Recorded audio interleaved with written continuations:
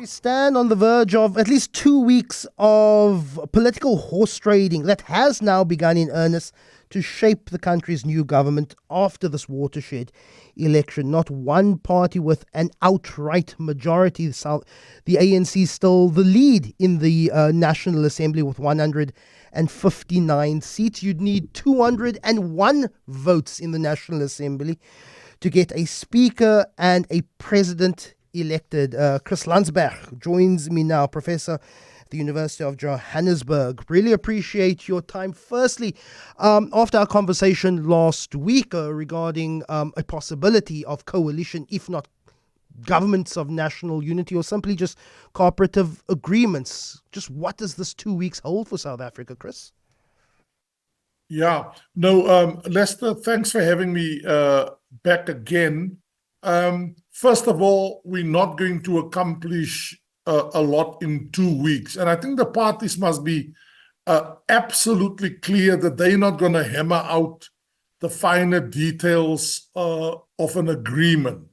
I think what should be negotiated during the first 2 weeks is clear principles for either a government of national unity or what some say is a grand coalition. I just want to latch on to the tail end of, was it Heather who said that? I mean, I found that very interesting. So let me just draw for you an analogy between what the two main protagonists now, and I have a problem with the fact that they've positioned themselves as the main protagonists. It's not as if the DA also shattered the earth. They have 3 more members in parliament. They've went up with 3 more members. They did not really break down, the roof, so to speak. But the DA, the moonshot pack, I put it to you, Lester, is for all intents and purposes over.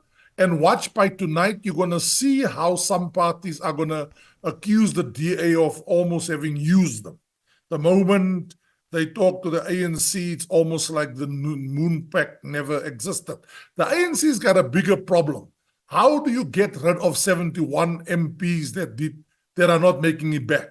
Do you simply go for the first 69 and say you stay, and you say to the rest, sorry, you didn't make it, you are number 70 upwards, including Becky Cele. So that's a problem. Just one final point I want to make.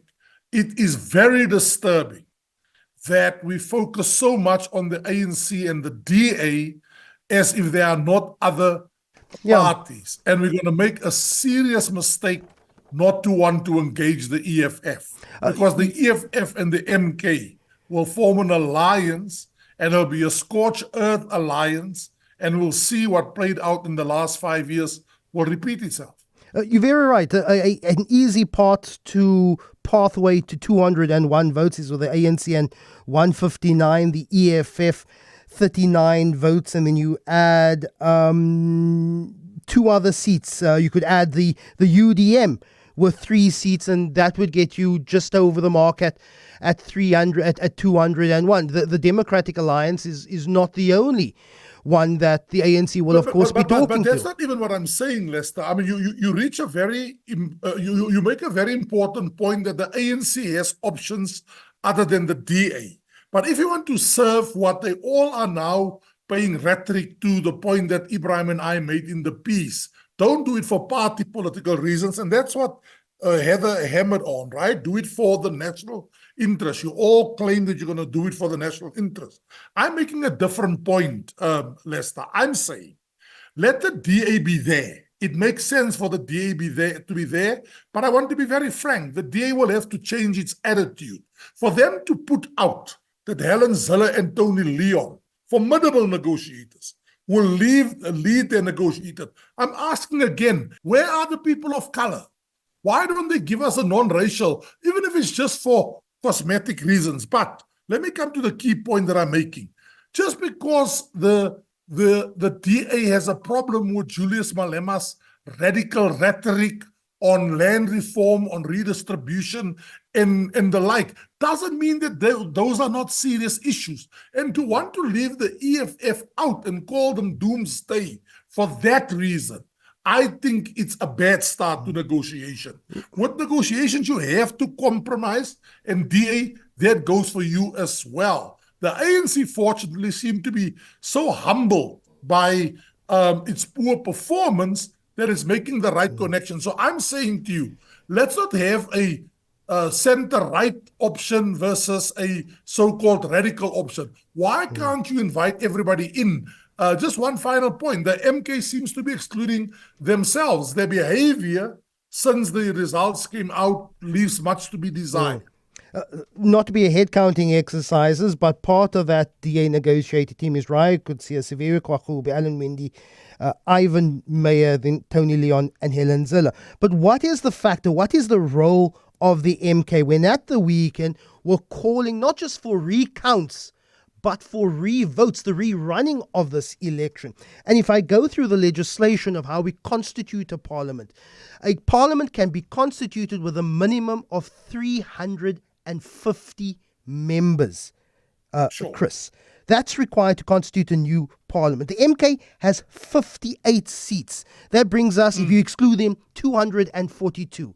If the MK were to say, we're not being sworn in, we're not going to have this parliament be constituted, which is very much, could be a possibility.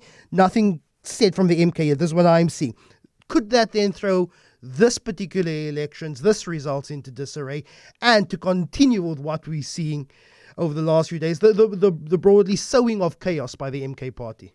Exactly. And Leicester, and they showed already last night, right? How serious they are by boycotting the event last night. They weren't there. They just did not bother to go up. They could go there and achieve their goal of forcing a new election, literally a re-election. I want to be blunt here. President Zuma is a scorned man.